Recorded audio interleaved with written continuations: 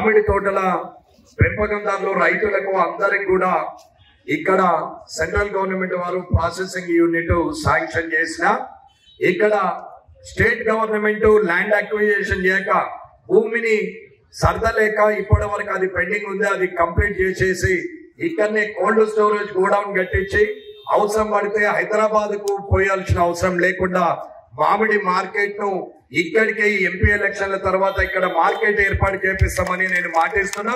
మా బంగారు సుధాకర్ ఉన్నారు, వాళ్ళ ఎదురుగానే చెప్తున్నాం.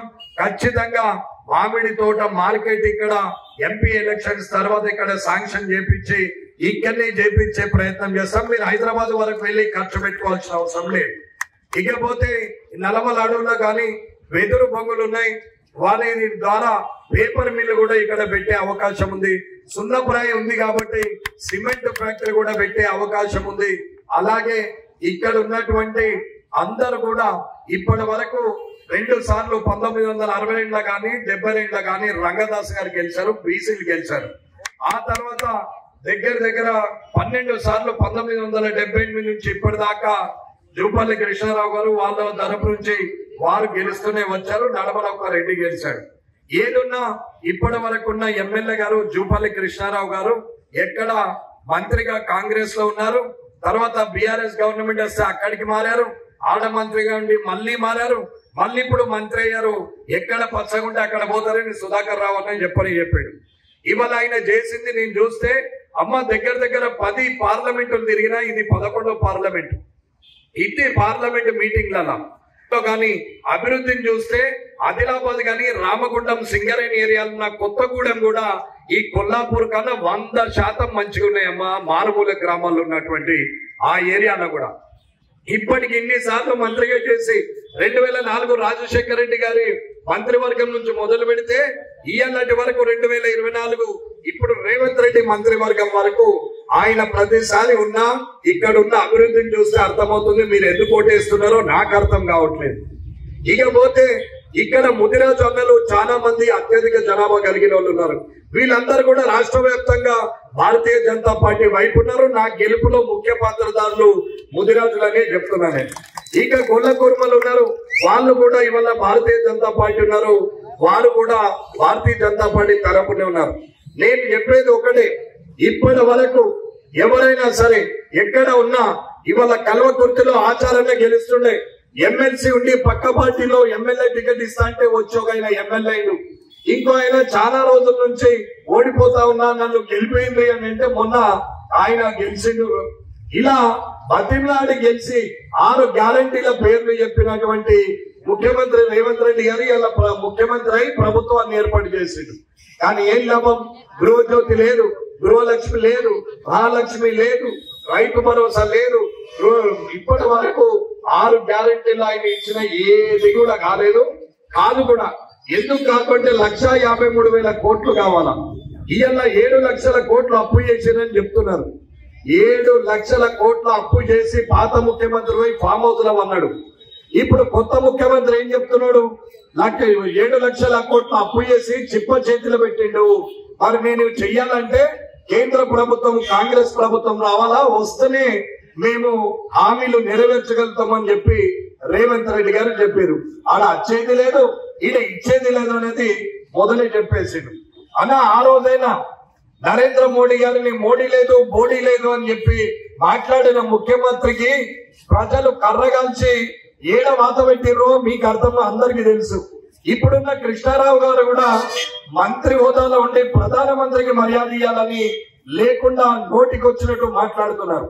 అమ్మ నేను కూడా ఇక్కడ నాకు నోటికి వచ్చినట్టు మాట్లాడచ్చు, అదే కర్రవాత వాళ్ళు కలిసి ఏడబెట్టాలో నాకు కూడా తెలుసు. కానీ మంత్రిగా ఉన్నావు, ఈ రాష్ట్రానికి గౌరవంగా ఉండాలా, నీకు గౌరవం ఇవ్వాలా కాబట్టి మిమ్మల్ని మీరు అని మాట్లాడుతున్నాం, గౌరవాన్ని మాట్లాడుతున్నాం.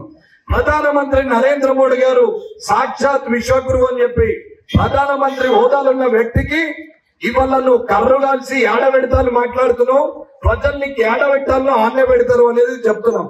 నోరు హుందాతనంగా మాట్లాడాలి. రాజకీయాలు భవిష్యత్ తరాలకు గౌరవ సూచకంగా ఉండాలి.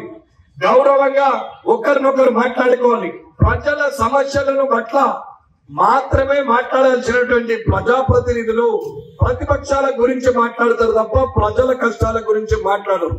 అమ్మ ఒక నీతిమంతుడు, ఒక నిస్వార్థపరుడు, ఒక చదువుకున్నవాడు, ఒక డబ్బు లేనివాడు రాజకీయాలలోకి వచ్చి పేద ప్రజలకు 24 గంటలు సర్వీస్ చేయాలనే లక్ష్యం మీద డబ్బు లేకుండా మద్యం లేకుండా కూడా గెలవచ్చు అని చెప్పి నేను 5 సంవత్సరాలు ప్రజల్లో ఉండి 2 ముఖ్యమంత్రులను ఓడగొట్టి ఇవాళ ఎమ్మెల్యే అంటే దానికి కారణం ప్రజలు, దానికి కారణం భారతీయ జనతా పార్టీ కార్యకర్తలు.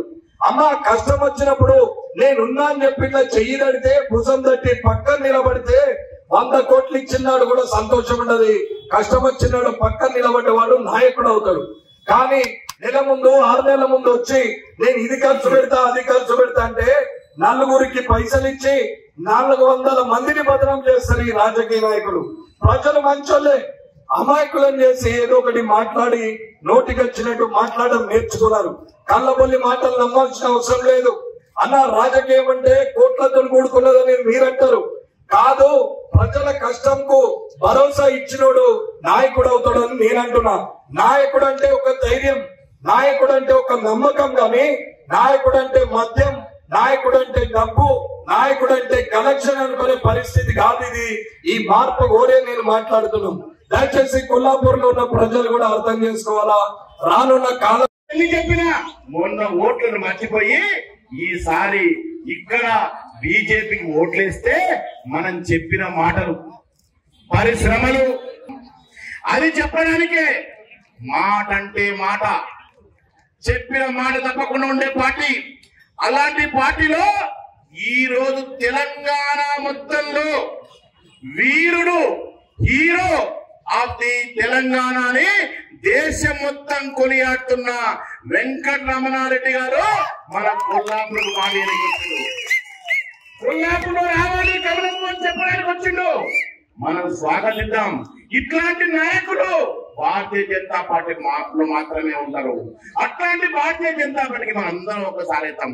మీకు చేతులెక్కి దండం పెట్టి కొల్లాపూర్ ప్రజలందరినీ మొక్కి అడుగుతున్నా, మన కొల్లాపూర్కు రైల్వే లైన్ రావాలి, మన కొల్లాపూర్ పిల్లలు బాగుపడాలి. ఒక పెద్ద ఉద్యోగము, 4 లక్షల జీతము, 10 ఏళ్ళు నౌకరించి పెట్టొచ్చిన నేను కోసము, మీ పిల్లల కోసం, మన కొల్లాపూర్ కోసం, మన ప్రజల కోసం. నాకు ఓటు వేసేది కాదు, నేను నిలబడేది కాదు. భారతీయ జనతా పార్టీకి గెలిపిస్తే నేను అనుకున్న కళ రైల్వే లైన్ వస్తుంది, నేను అనుకున్న కళ పరిశ్రమ వస్తుంది, ఇంకో జాతీయ రహదారి వస్తుంది. అర్థం చేసుకోండి, ఓటు నమ్ముకోకండి. అన్న వెంకటరమణ అన్న ఒకవైపు నిలబడ్డది కేసీఆర్, ఇంకోవైపు రేవంత్ రెడ్డి. పోయిన ముఖ్యమంత్రి, వచ్చిన ముఖ్యమంత్రి, ఇద్దరు ఎదురుగా నిలబడితే మందు ఇయ్యకుండా, డబ్బులు వండకుండా, మగాలిలాగా తెలిసి వచ్చి మన ముందు నిలబడ్డాడు. అర్థం చేసుకోండి. మన ఓటు కొట్టి మన కొల్లాపూర్ ఢిల్లీలో వినిపిద్దాం. మీకు మొక్కి అడుగుతున్నా, ఖచ్చితంగా ఈ 5 సంవత్సరాల్లో ఇక్కడ నాగర్ కర్నూలులో బీజేపీ ఎంపీ అభ్యర్థి వస్తే 100% చెప్తున్నా ఇంకో జాతీయ రహదారి వస్తుంది, గుందిమల్ల వెంటూరు బ్రిడ్జ్ వస్తుంది, మన అలంపూర్ నుంచి దేవరకొండ వరకు జాతీయ రహదారి ఇచ్చే పార్టీ బీజేపీ పార్టీ. బడుగుల కోసం, బలైన కోసం ఆలోచించే పార్టీ బీజేపీ పార్టీ. ఒక్కసారి ఆలోచించుకోండి తమ్ములారా. మొన్ననే ఇప్పుడు మన ముందర లేడు మన తమ్ముడు రామన్న, సింగూరు రామన్న ఇక్కడ లేడు. ఆయన ఏం కోరుకున్నాడు ఒక్కసారి ఆలోచించండి. కష్టపడి సంపాదించుకొని నా కొల్లాపూర్ కోసం, నా బడుగులు, నా పేదలు అడగాలని చెప్పి బీజేపీ పార్టీలో కోట్లు అడిగినా అమ్మడవకుండా ఒక బీజేపీ పార్టీ వచ్చి చెప్పినటువంటి బలైన వర్గాల అభ్యర్థి ఇప్పుడు లేడు. కాంగ్రెస్ పార్టీ అధికారంలో వస్తే ఇట్లాంటి హత్యలు తగ్గుతుంటాయి. ఎన్ని హత్యలు అయినా ఈరోజు జూపల్లి కృష్ణారావు గెలిచిన తర్వాత కొల్లాపూర్ హత్యలు మొదలైనయా? అవినీతి మొదలైందా? అరాచకాలు మొదలైనయా? నేను చెప్పినా వినకుండా గెలిపించుకున్నాం. ఆ కర్మ పోవాలంటే, ఆ సమస్య పోవాలంటే బీజేపీ ఎంపీ రావాలా. మరి జూపల్లి కృష్ణారావు గారు మన కలబొట్లో చెప్పిండు, కర్రు కాల్చి బీజేపీకి వార్త పెట్టాలని. కృష్ణారావు గారు, ఇది కమలం పువ్వు, నీలాగా పొద్దుతిరుడు పువ్వులాగా పొద్దుక్కడ ఉంటే వ్యక్తులు కాదు బీజేపీ. నీ ఇష్టం వచ్చినాడు పొద్దునోటి సాయంత్రం ఒకటి పొద్దుడు కూడా పార్టీలు మారే నీవు భారతీయ జనతా పార్టీకి హక్కు నీకుందా? అక్కడ 9 చూసినావు, ఇక్కడ 9 చూసినావు. ఎక్కడ పచ్చగుంటే అక్కడ పోయే భారతీయ జనతా పార్టీ నాయకులు మాట్లాడే హక్కు నీకుందా? ఎక్కడ పచ్చగుంటే అక్కడ పోయే మనిషి నీవు మాట్లాడతావా? నీకు రాహుల్ గాంధీకి నరేంద్ర మోడీకి ఏమన్నా పోలిక ఉందా కృష్ణారావు? నరేంద్ర మోడీ ప్రపంచం మొత్తం వచ్చే నాయకుడు, 400 సీట్లు గెలుచుకునే నాయకుడు. పట్టుమని 40 సీట్లు గెలవలేని నక్కకు నాగలోకానికి తేడా ఉన్నటువంటి నాయకుడు పోల్చుకొని మా నాయకుడు ప్రధానమంత్రి అవుతావు. ఎక్కడ పెట్టుకుంటావు? ఈ రోజు నేను చెప్తున్నా, నీకు జవాబు చెప్పేది, బుద్ధి చెప్పేది, రేపు నీవు 6 గ్యారెంటీలు చెప్పి మాయమాటలు చెప్పి మోసం చేసి గెలిచినవి ఒక్కటి కూడా చేయలేకపోతే రాబోయే ఎంపీ ఎలక్షన్ లో జనం ఖచ్చితంగా కర్రు కాల్చి కాంగ్రెస్ పార్టీకి వార్తలు పెడతారని చెప్తున్నా. నీకు వార్తలు పెట్టారని చెప్తున్నా. మాయమాటలు చెప్పి మోసవద్దు. భారతీయ జనతా పార్టీకి అనే హక్కు మీకు లేదు. మీకు నీతి నిజాయితీ విలువలు లేవు. నీతి నిజాయితీ విలువలతో కూడిన కుటుంబ పాలన తావు లేకుండా పనిచేసే నాయకులు భారతీయ జనతా పార్టీ నాయకులు. ఇలా చెప్పండి, నరేంద్ర మోడీ కుటుంబం గురించి మనం చెప్పలేము, యోగి కుటుంబం గురించి మనం చెప్పలేము. 6 గ్యారంటీలు ఇచ్చినాం, 6 గ్యారంటీలు పూర్తి చేస్తామా లేదా? ఇప్పుడు కొత్తగా ఏమంటున్నారంటే పార్లమెంట్ లో మేము 15 సీట్లు గెలిస్తే మేము 6 గ్యారంటీలు చేస్తామని. అమ్మా ఎక్కడైనా ఉన్నదా? 15 రాబోతోంది, కానీ ఇక్కడికి వస్తే 6 గ్యారంటీలు చేస్తారంట. అబద్ధాలు చూట మాటలు పెట్టే వ్యక్తి ఎవరంటే కాంగ్రెస్ పార్టీ.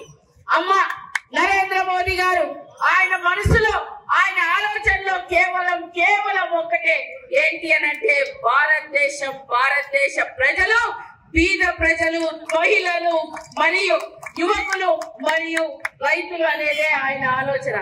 ఈ వ్యక్తి కావాలా, లేకపోతే నా కుటుంబం, నా కొడుకు, నా కోడలు, నా మన్మడు, నా అల్లుడు అనే కుటుంబం కావాలా అని ఆలోచించుకోండి. దేశం గురించి, దేశ పరిపాలన గురించి, దేశ భద్రత గురించి ప్రముఖ్ శ్రీ శ్రీవర్ధన్ రెడ్డి గారు బీజేపీ విజయ్ సంకల్ప యాత్రకి కొల్లాపూర్ టౌన్ కి ఇచ్చేసిన పెద్దలు, కామారెడ్డి శాసనసభ్యులు శ్రీ వెంకటరమణారెడ్డి గారు, నాగర్ కర్నూల్ జిల్లా అధ్యక్షులు సుధాకర్ రావు గారు, పెద్దలు ఈ అసెంబ్లీ ప్రభారి అయిన అయ్యప్పరెడ్డి గారు మరియు రాష్ట్ర మైనార్టీ మోర్చా అఫ్సర్ పాషా గారు, ఇక్కడ మా బీజేపీ టౌన్ అధ్యక్షులు సత్యనారాయణ గౌడ్ గారు, కొల్లాపూర్ రూరల్ అధ్యక్షులు సంకల్ప యాత్ర ఎందుకు పెట్టినాం, ఎందుకు స్టార్ట్ చేసినాం, ఏడికేలు తీసుకొచ్చినాం, ఏడికేలు పెట్టినామని అందరు ఆలోచిస్తున్నారు. రోజు అమ్మా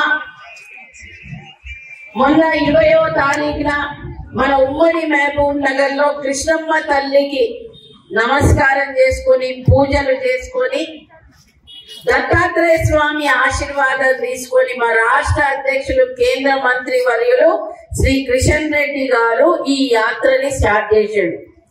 రాష్ట్రంలో ఉన్న అన్ని 119 నియోజకవర్గాల్లో ఈ యాత్ర కొనసాగుతుంది. ఇది 7వ రోజు. మహబూబ్ నగర్ పార్లమెంట్ అయిపోయింది. నాగర్ కర్నూల్ పార్లమెంట్ కి ప్రవేశించినాం. నాగర్ కర్నూల్ పార్లమెంట్ లో ఈ రోజు కొల్లాపూర్ చేసుకొని రేపు అచ్చంపేట చేసుకొని నల్గొండ పార్లమెంట్ కి వెళ్ళిపోతుంది. వచ్చిన మంచినే. ఎందుకు వచ్చిందమ్మా వీళ్ళు, మీరు ఏం చెప్పాలనుకుంటున్నారంటే మేము వచ్చింది కేవలం ఒక విషయం చెప్పడానికి. ఏంటి అనంటే నరేంద్ర మోదీ గారు తీసుకున్న సంక్షేమ పథకాలన్నీ కూడా మీకు తెలియజేయాలని.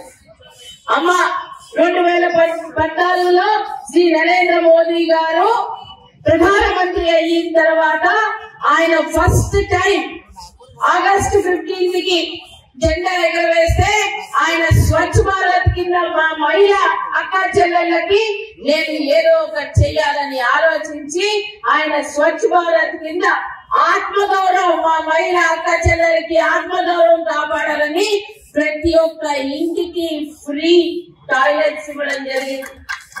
మళ్ళీ ఒకసారి మా మహిళా మంత్రుల గురించి ఆలోచించాడు. అరే మా అమ్మ కట్టెల పొయ్యి మీద వండుకుంటుంటే ఎంత దగ్గు వచ్చేది, ఆమె ఎంత పాడేదారు, శ్వాస ప్రాబ్లం వచ్చేది, ఆమె ఊపిరితిత్తులలో ప్రాబ్లం వచ్చేది అని ఆయన ఆలోచించి ఏ అక్క కూడా మా అమ్మలాగా కష్టపడొద్దు, ఏ అమ్మ కూడా కష్టపడొద్దు అని ఫ్రీ సిలిండర్స్ ఇవ్వడం జరిగింది. మళ్ళా ఇది మహిళల గురించి అయితే పేదల గురించి ఆలోచించింది. కరోనా వచ్చింది. కరోనా వచ్చి ప్రతి ఒక్కరు కూడా ఆర్థికంగా కష్టపడుతూ ఉన్నారు. తిండికి గతి లేదు. ఎవ్వరు కూడా పేదలు ఆకలితో ఉండొద్దని ప్రతి ఒక్కరికి, ఒక్క వ్యక్తికి 5 కిలోల బియ్యం ఫ్రీ రేషన్ ఇచ్చింది. అమ్మా మీ ఇంట్లో ఒక్కరుంటే 5 కిలోలు వస్తాయి, ఇద్దరుంటే 10 కిలోలు వస్తాయి, ముగ్గురుంటే 15 కిలోలు వస్తాయి, నలుగురుంటే 20 కిలోల బియ్యము. ఏ పేదవాడు కూడా ఈ దేశంలో ఆకలితో పడిపోతూ 3 పూటలు తిని కూడా సుఖంగా ఉండాలనే ఆలోచన వ్యక్తి ఎవరంటే శ్రీ నరేంద్ర మోదీ గారు.